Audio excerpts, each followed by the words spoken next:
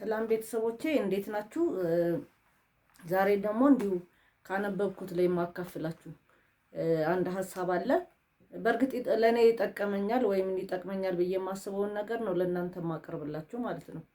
ይሄን ፕሮግራም ያው ሼር፣ ላይክ፣ ሰብስክራይብ እንድታደርጉት ጋብዛችኋለሁ። ለተቃና ትዳር ይላል። ትዳርን የተሳካ ለማድረግ በሁለት ባላዎች መተከል ያሻል ይላሉ ሊቃውንቶች። በመማርና በመማር ማለት ነው። ሰው ሌላውን ስራ ሁሉ የሚሰራውን አንድም ተምሮ ነው፣ አንድም ልምድ ወስዶ ነው። ትዳር ሲመሰረት ግን ትምህርትም ልምድም የለውም። ትዳርን እንደ ትምህርት አይነት መርጦ ከፊደል እስከ ዳዊት ደግሞ አድርሶ አስመስክሮ የተመረቀም የለም። እንግዲህ ትዳርን ስንመሰረት አንደኛ እንማርበታለን ብለን ነው ማለት ነው። ስለዚህ በትዳር የተመረቀ ሰው እስከዛሬ አልተገኘም። ዲግሪ፣ ማስተርስ፣ ፒኤችዲ ተብሎ በትዳር የተመረቀ እስከዛሬ ድረስ የታየ ነገር የለም ማለት ነው። እንግዲህ ችግር ከተፈጠረም በትዳር ውስጥ ያው ይቅርታ እየተባባሉ እየተመካከሩ የሚጓዙበት ጉዞ ነው ማለት ነው። እየተሞረደና እየተሳለ እያወቀና እየበሰለ እየተማረና እየተስተካከለ ይሄዳል። ለዚህ ነው የተሟላ ባል ማግኘት አይቻልም፣ የሚሟላን ባል እንጂ የተሟላች ሚስትም ማግኘት ከባድ ነው። የምትሟላ ሚስት እንጂ ማለት ነው። እንግዲህ ትልቁ የተሟላ ነገር የሚፈልግ ከውስጣዊ እስከ ውጫዊ ነገር ባልም የተሟላ የሚፈልግ 100% ሙሉ፣ ሴትም እንደዚሁ ባል ትፈልጋለች፣ ባልም ደግሞ እንደዚሁ ይፈልጋል ማለት ነው። ብልህ ከትዳር አጋሩ ይማራል። የትዳር አጋሩን በእጮኝነት ጊዜ ማየት ፀሐይን በሩቅ እንደማየት፣ በትዳር ጊዜ ማየት ደግሞ ፀሐይን ቀርቦ እንደማየት ነው ይባላል። ይሄ እንግዲህ ትልቅ አባባል። በእጮኝነት ፀሐይ በሩቅ ስናየው አያቃጥለንም አይደል? በትዳር ጊዜ ማየት ደግሞ ፀሐይን ቀርቦ እንደማየት ነው። ያው በጣም ታቃል። ወደ ፀሐይ እየቀረብን በሄድን ቁጥር በጣም እያቃጠለን ይሄዳል ማለት ነው። በእጮኝነት ጊዜን ሊቃውንቶች ምን ይላሉ? ፀሐይን በሩቅ እንደማየት ነው። ስለዚህ ደስ ይላል። አሁን አንዳንዴ ፀሐይ ሩቅ ሆና ስትወጣ ጠዋት ጠዋት እቺ ፀሐይ ደስ ትላለች እንላለን። ምክንያቱም በደንብ አታገኘንም፣ አታቃጥለንም። ደስ ደስ ደስ የሚል ስሜት አላት ማለት ነው።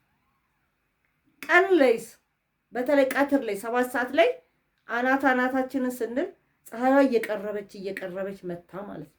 ስለዚህ እላያችን ላይ ስታርፍ በጣም ያቃጥለናል ማለት ነው። አንዳንድ ጊዜ ከምናስበው የተለየ ነገር ሊከሰት ይችላል። ይህ መሆኑ ቀድሜ ባውቅ ኖሮ አላገባትም ነበር፣ አላገባውም ነበር ያሰኛል። ያልጠበቅነው ነገር ሲከሰት ማለት ነው። ሊቃውንት እንደዚህ ይላሉ፣ እንዳውቅህ ተገለጥ ይላሉ። የአንድ ሰው ጠባይ፣ ሐሳብና አቋም መገለጡን አንጥላው። ባወቅነው መጠን እንዴት መያዝ፣ እንዴት ማሸነፍ እንደምንችል እናውቃለን። ከማያውቁት ነገር ጋር መኖር እንጂ ካወቁት ነገር ጋር መኖር አያስፈራ። እውነት ነው። ለምሳሌ አንድ ሰው ክፋቱን ካወቅን በቃ ክፉ ነው እንጠነቀቃለን። ሳናቀው ግን መኖር አንድ ቀን የተገለጠ ቀን ብለን እንፈራለን ማለት ነው። እና ሊቃውንቶች ምን ይላሉ? ከማያውቁት ነገር ጋር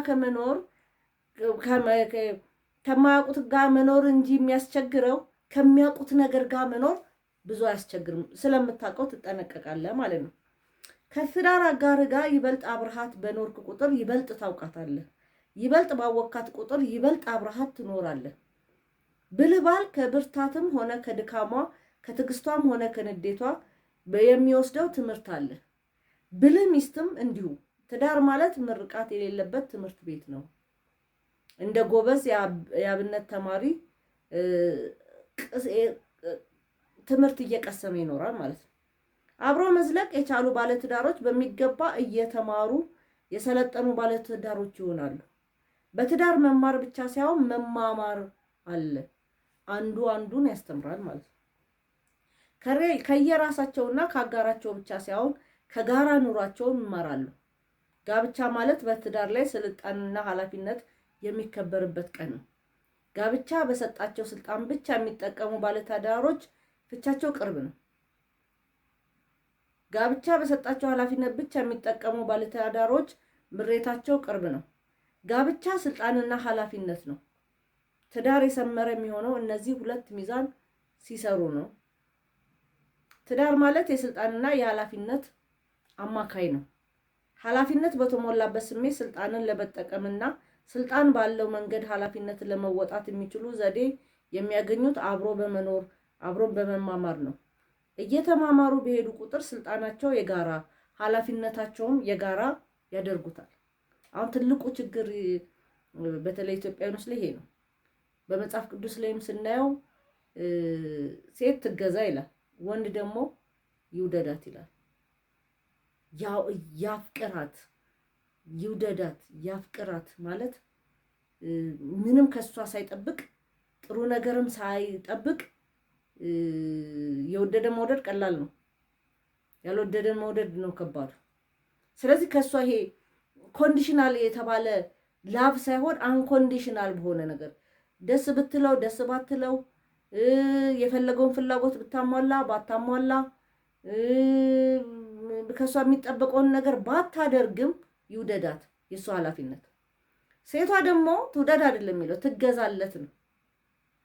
ባል ምንም ይሁን ጤነኛ ይሁን በሽተኛ ይሁን እጅ እግር ይኑረው አይኑረው ደካማ ይሁን አይሁን የተማረ ይሁን አይሁን በቃ ባል ብላ እስካገባች ድረስ ትገዛ ማለት ነው።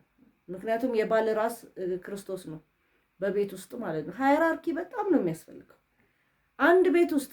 እኔ አሁን በባልና ሚስት ዙሪያም ተውት፣ አንድ ቤት ውስጥ ሁሉም ንጉስ ከሆነ ሁሉም ገዢ ከሆነ ሁሉም ባለስልጣን ከሆነ ቤቱ ይፈርሳል። ለምን እህታማቾች አትሆኑ? ለምን ወንድምና እህት አትሆኑ? አብራችሁ በምትኖሩበት ሰዓት ታላቅ እንደ ታላቅነቱ መከበር አለበት፣ ታናሽ እንደ ታናሽነቱ ማለት ነው። እኩል ልትሆኑ አትችሉ። ሃይራርኪን እግዚአብሔር ይወደዋል። ሃይራርኪ ነው ኑሮንም በትክክል እንድትኖሩ የሚያደርግ ማለት ነው። እኩል የምትነጋገሩ ከሆነ አንዱ ሲናገር አንዱ ማዕከብር ከሆነ አብሮ መኖር አይቻልም። እንኳን ትዳር ውስጥ ትዳር ደግሞ ከሁለት ቤተሰብ ውስጥ ነው የመጡት። ሁለቱ የተለያየ ካልቸር ነው ያላቸው፣ አስተዳደግ የተለያየ ነው። ስለዚህ የግድ መቻቻልና መማማር ያስፈልጋል ማለት ነው። ስለዚህ ነው አሁን ቅድም አብረው በኖሩ ቁጥር ይሄ ኃላፊነቱን የጋራ ይሆናል፣ ገዥነቱም የጋራ ይሆናል። የተለያየ ነገሮችንም እየተማማሩ በሄዱ ቁጥር ስልጣናቸው የጋራ ይሆናል፣ ኃላፊነታቸውም የጋራ ይሆናል። ትዳርን የሚያቆመው ሌላ ባላ ደግሞ መማር ነው። ይቅር ማለት ደግሞ ለይቅርታ የተዘጋጀ ልብን ይፈልጋል። ይቅር ማለት ሽማግሌ ገብቶ እርቅ ወርዶ ይቅርታ ሲጠየቅ እሺ ይቅር ብያታለሁ ማለት አይደለም። ነገሮችን ለማለፍና ለማሳለፍ ራስ ምክንያት ሰጥቶ ይቅር ማለት ተገቢ ነው፣ ወይም ደግሞ ዝግጁነት ያስፈልጋል ማለት ነው። በጣም የሚገርማችሁ እንደ ኢትዮጵያ ትዳሩን እግዚአብሔር እየረዳው ነው እንጂ እርስ በርስ መቀባበል ሳይኖር እንደዚህ የሚሉት ነገር አለ። ኦልሬዲ አግብተዋለች ወይም ደግሞ አግብተዋታል። እኔ እግዚአብሔር ስላለኝ ነው እንጂ ታይፕ አይደለም።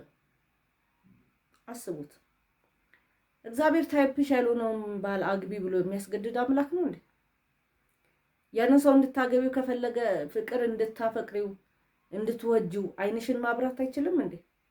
የእግዚአብሔር ፍቃድ ከሆነ የእግዚአብሔር ፍቃድ እኔ እስከማውቀው ድረስ ደስ የሚል ነው የሚለው መጽሐፍ ቅዱስ።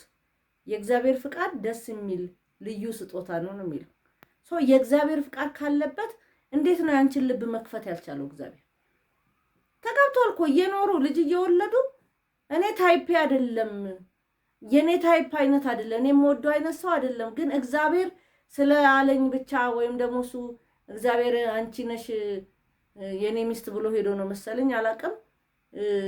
ምን ይላሉ? በቃ እያስጠላኝ ነው ከዚህ ሰውዬ ጋር የምኖረው ማለት ነው። እግዚአብሔር የፈቀደው ትዳር ከሆነ የእግዚአብሔር ስጦታ ደስ የሚል ነው ነው የማውቀው። ስለዚህ በእውነት አንዳንዴ እንደዚህ ታይፔ አይደለም፣ ታይፔ አይደለችም፣ ታይፔ አይደለም የምንል ሰዎች እንፈርበት። አግብተሻል፣ ከሱ ልጆች እያፈራሽ ነው፣ እየወለድሽ ነው፣ አብረሽ እየተኛሽ ነው። ታይፕሽ ባይሆን እንኳን ታይፕሽ እንደሆነ አስተሳሰብሽ እንዲያስብ እንድትወጂው እንድታከብሪው የእግዚአብሔርን ነገር ለመፈጸም እዛ ውስጥ እስከገባሽ ድረስ ፍቅር እንዲሰጥሽ መጸለይ መቻል አለብሽ እንጂ ይሄ መድረክ ላይ ወጥቶም በእርግጥ የድሮ ትዳር ነው። አሁን እንደዚህ አይነት ነገር ውስጥ የለም። ትንሽ ከባድ ጊዜ ነው አሁን ላይ ያለ ነው ማለት ነው። ተግባር ተመሳሳይ በሆነ አምሳያ ተግባር ላይ ወርክሾፕ፣ ሲሙሌተር ልምምድ ማድረግ ይቻላል። ትዳርን ግን በአምሳያው ላይ ልምምድ ማድረግ አይቻልም። ሌላው ላይ አሁን እዚህ ላይ የሚለው ወርክሾፕ ላይ ሌላ ላይ ወተን ልምድ ይዘን እንደምንመጣው ትዳር ላይ ልምድ ይዘን የምንገባበት አይደለም። ወይም ደግሞ አንዱን አግብተን ከሱ ጋር ኖረን ልምድ ይዘን ደግሞ ፕራክቲስ እንደሚወጣው አይደለም ማለት ነው። እገሌና 20 ዓመት ትዳርን በተመለከተ ልምድ አለው ብሎ መጻፍ የሚችል መስሪያ ቤትም የለም። ለዚህ ነው በትዳር ጉዞ ውስጥ እየኖሩ መማር ወሳኝ የሚሆነው። ስለዚህ ማንም ሰው በትዳር ላይ የ10 ዓመት ልምድ አለው ተብሎ የስራ ልምድ ያለው ሰው የለም ማለት ነው። ትዳር ማለት ጥቂት ዕውቀትና ጥቂት ሐሳብ ይዘው ገብተው እየኖሩ የሚማሩበት ትምህርት ቤት ነው። ስለዋና በሚገባ ማወቅ የሚቻለው እየዋኙ እንደሆነ ሁሉ ስለ ትዳር ማወቅ የምንችለው ትዳር ውስጥ ገብተን ነው ማለት ነው። ስለ ትዳር በበቂ ሁኔታ መማር የሚቻለው እየኖሩበት ነው። ሁለቱም በተለያየ ቤተሰቦች ይሄ ቅድም ያልኩት ነው። በተለያየ ባህል ያደጉ ናቸው። አንዱ ለሌላው ተብሎ በእውቅ የተሰራ አይደለም። በነጠላ ተወልደው በድርብ የሚኖሩበት ናቸው። እንግዲህ ለብቻ ተወልደን ወይም ደግሞ ቤተሰብ ውስጥ ነው የምንለው የምናገበውን ሰው በጣም እድለኞች ናቸው አብሮ ያደጉትን ሰው የሚያገቡት እንጂ በባህልም በምንም በጣም በተለያየ አንደርስታንዲንግ እንኳን የተለያየ ሰዎች ተገናኝተን ወደ ትዳር ውስጥ የምንገባውና በጣም የተለያየ ስለሆነ ለመማር ሬዲ መሆን መቻል አለብን ማለት ነው። በትዳር መርከብ ውስጥ ከሌላው ጋር ሲኖር ሊከሰቱ የሚችሉ የአስተሳሰብ፣ የፍላጎት፣ የጠባይ፣ የአካሄድ ለውጦች አስቀድሞ እንዳሉ መረዳት ይጠበቅብናል ማለት ነው። አንዳንዴ ይባስ ብሎ ከዚህ በፊት ያልነበሩ 3 ነገሮች ይከሰታሉ በትዳር ውስጥ ማለት ነው። አንደኛው በየራሳቸው ሲወስኑና ሲያደርጉ የኖሩ ወንድና ሴት በጋብቻ ምክንያት ስልጣናቸው የጋራ፣ ኃላፊነታቸውም የጋራ፣ ውሳኔያቸውም የጋራ ይሆናል ማለት ነው። መመካከር፣ መግባባት፣ መጋራት ግድ ይላል። በአንድ ዙፋን ላይ 2 ንጉስ ቅድም ብያለሁ። ይሄ ነው በአንድ ዙፋን ላይ 2 ንጉስ መንገስም አይችልም። በሰንሰለት 2 ሰዎች ለአንድ ሰው ተጠሪ ሊሆኑ ይችላሉ። አንድ ሰው ግን ለ2 ሰው ተጠሪ መሆን አይችልም ማለት ነው። በትዳር ውስጥ ግን ይከሰታል ማለት ነው። አንድ ልጅ፣ አንድ የቤተሰብ ሰራተኛ፣ አንድ በቤት ውስጥ በሚኖር ሰው ለ2 ሰዎች ተጠሪ ይሆናሉ። በሁለቱ ጋብቻ ምክንያት ሌላ ማህበረሰብ ይፈጠራል። እንደዚሁ በጋብቻ ውስጥ አብሮ በመኖር ውስጥ ችግር ሊፈጠር ይችላል። ችግሮችን ደግሞ ነገሮችንም በክፋትና በተንኮል ከማየት ይልቅ ከልምድ ጥረት ነው ብለን ልንተጋገዝ ይገባል። ከጊዜያዊ ስሜት ከማይታወቅ መነሻዎችና ከድካም ሊመጡ እንደሚችሉ በመረዳት ቀድሞ ይቅር ማለት አስፈላጊ ነው ማለት ነው።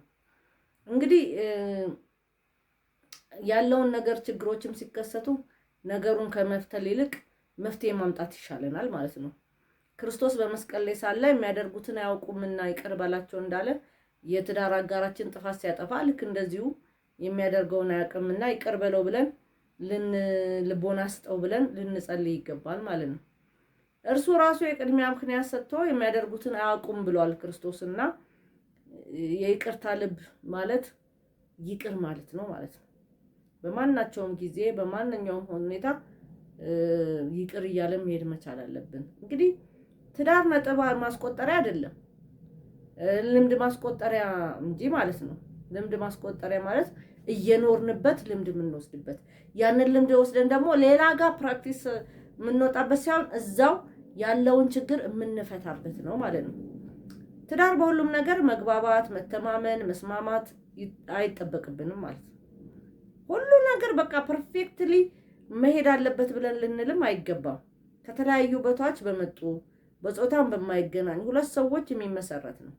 ትዳር የተለያዩ ሰዎች ያዘጋጇቸውን 2 ፈትሎች እንደ አንድ መግመጃ ነው ማለት ነው።